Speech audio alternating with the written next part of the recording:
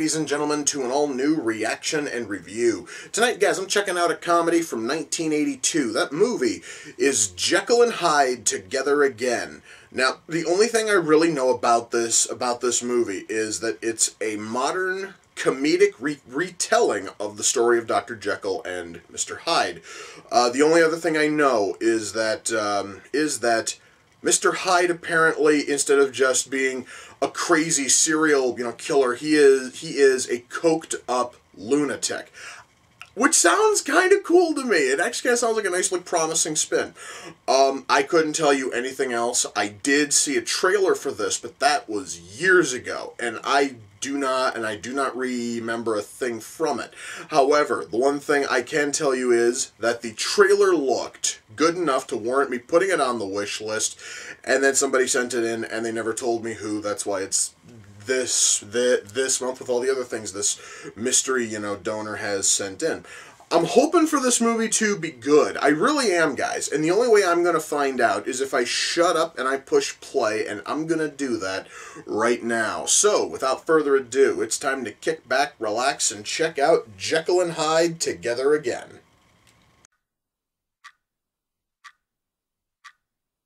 Well, guys, I can tell you this much so far. The movie's actually kind of funny.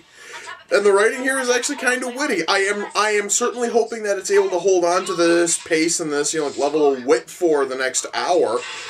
And if it doesn't, I'm going to be really fucking disappointed, guys.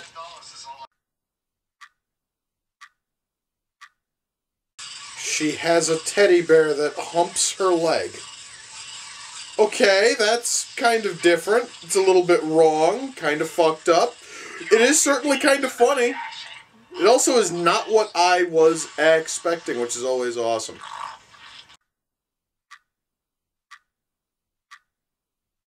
Guys, I really wasn't sure if this movie was going to be able to keep up its pace of humor and jokes and still work. So far, though, it totally has, and I am absolutely loving that. Okay, I was kind of wondering exactly how they were going to explain how she bought a train ticket to go from LA to London. That honestly was still kind of funny. I certainly kind of liked it.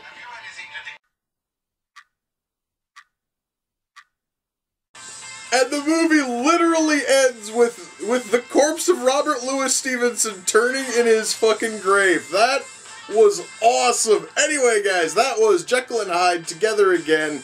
Let's shut that off. Holy shit. Alright, I'm gonna tell you right now, that ending was awesome. Just the fucking bit with the corpse of Robert Louis Stevenson literally turning in his grave because they ruined his story. I loved that. I was not expecting that. That was fucking amazing. All right, let's talk about the movie. I want to start with writing, and I want to mention something that's written on the back of the case here. It says here that this film is, and I'm going to quote this directly, a farce that will appeal to fans of Mel Brooks and the Zucker brothers. And I'm going to tell you right now, that is an incredibly truthful statement, because I am a fan of both the Zucker brothers films and Mel Brooks's films, and this thing kind of sort of seems to be like a bridge between the two, because guys, I'm going to tell you right now, Zucker brothers films are just very, very wacky, schlocky, slapstick, physical stuff, and Mel Brooks's work in friggin' comparison is very, very very subtle. And this thing is trying to blend both of those. And you would almost think that that would suck because you can't be subtle and, extreme at the same time. But this film is able to balance it, and it works out perfectly. Our story, as seems to be the way with almost every adaptation of Dr. Jekyll and Mr. Hyde, bears almost no fucking resemblance to the story outside of two people inhabiting one body, which I should mention was the twist of The Strange Case of Dr. Jekyll and Mr. Hyde. So, so this thing here, it has almost nothing to do with the novel outside of names and that one lone element. And And that honestly is fine because once more that is sort of a common thing with almost every adaptation of Dr. Jekyll and Mr. Hyde. The story that we have here is that Dr. Jekyll is a famed surgeon who has been trying to find a way to make it so that way we don't need surgery anymore. And he thinks that the best way to do it is for man to tap into their more primal nature, because that will then cause their body to fight off more illness, and then thus we will never need surgery again. And he thinks he can find this with, drugs, and he somehow concocts this wild magical form of coke, which turns him into Mr. Hyde. And Mr. Hyde is a sex-crazed maniac. It really is just basically that for 90 minutes, and it works really well. Our story here is incredibly strong. Our characters here are funny. The humor here hits every single note perfectly. If there really is almost any issue I would have with the film, it is right towards the end. They were trying to harken back to older monster films, especially the stuff from Universal. Except the only thing that they really did was they shot this one lengthy sequence in black and white. That seriously is about as close to referencing older films as we get. And it stands out. I mean, it really stands out. It's like it basically, guys, is like a 3 to 5 minute segment, which is in black and white for absolutely no other reason than possibly to kind of sort of reference the fact that there were horror movies of a similar nature to this that were in black and white. It really was kind of sort of like a lazy thing, but that honestly is like the one thing in here that really didn't work. Everything else here is very, very witty. It is very sharp. It is almost guaranteed to make you laugh, especially if you're a fan of, as the back of the case states, Mel Brooks and the Zucker brothers. If you honestly are a fan of either of those, you're probably going to love this, because there is a whole lot of because there is a whole lot of both of those styles in here, and if you're a fan of both of those creative teams, Mel Brooks and the Zucker brothers, and if you are a fan of both of them, you are going to love this thing, because it is a perfect blending of each. Now one big reason why everything here works so well has to do with the acting. And when I talk about the acting, the first thing I need to talk about is the film's star. Now, the person who plays Jekyll and Hyde is named Mark Blankfield, and holy shit, he is the reason to watch this movie. He seriously is. He has this perfect fucking energy as both Jekyll and Hyde. And he also does a whole lot of like physical comedy over the course of the film, and he does it so well. And his friggin' acting is so perfect. The energy is just at a fantastic level. Everything that he does in this film is solid gold. And that guys is complemented with the fact that we have an entire cast who knew exactly what to do, and they turned in a fabulous showing. I loved this movie because we had almost perfect acting and a fantastic script, and it works so well, especially if you're into this kind of goofy sort of humor. It really works so well, and everything else here, guys, also complements everything perfectly.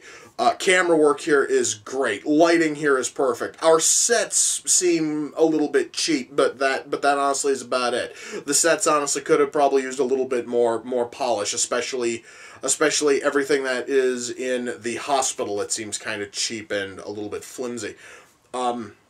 However, though, that honestly is not going to take anything from the film, unless you are some kind of a weirdo who absolutely cares so much about sets that a slightly off looking set is going to ruin a film for you. but see, that honestly to me is not a huge issue, but it is something at least worth kind of mentioning. Music. I love one other thing, guys, when it comes to this film, and that is the music, because we have parts of the score, especially scenes featuring, you know, Jekyll when he actually is working on his cocaine formula, and the score there, it almost sounds like it was lifted directly out of an older Universal monster flick, and it works perfectly. And when he switches over to Hyde, the score then becomes a little bit more like rocky and kind of funky in certain spots. And it is just this perfect blend of two very different musical, you know, styles. And they are able to flip-flop between them from scene to scene, and it works really, really well. So yeah, guys, music here is good. The sound mix. Sound mix, I think, is probably like the one lone issue I have, because they were trying to loop in dialogue, especially things for extra jokes, which is something that is commonly seen in stuff such as, like, let's see here, Zucker Brothers films, and Troma films will do that a lot, where they basically will try to loop in background dialogue for extra, you know, jokes. And in certain cases here, the stuff that is put in, it seriously stands out, and it just doesn't sound right, and it's going to pull you out of the film slightly.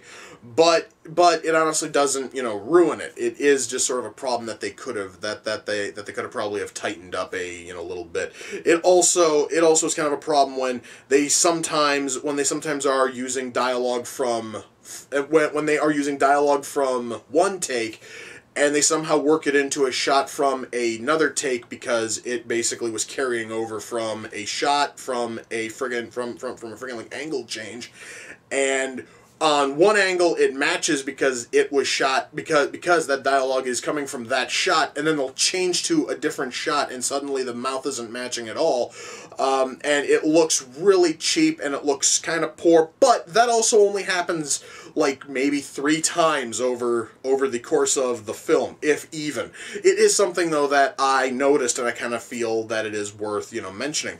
But ultimately, guys, when all is said and done, am I able to recommend Jekyll and Hyde together again? Oh, fuck yes. I loved this thing.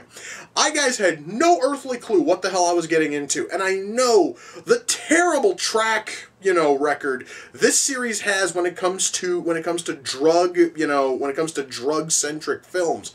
But this thing was awesome, partially because it is a drug film that you can totally watch sober, and you're gonna love it, because shit, I fucking loved it. And if you're high, it might actually be a little bit better. However, though, I honestly am not going to tell people to get fucking high and watch this when the movie's perfectly fine sober. I can totally recommend checking out this movie, guys, and if you can find it anywhere, by all means, swing out, find it, watch it.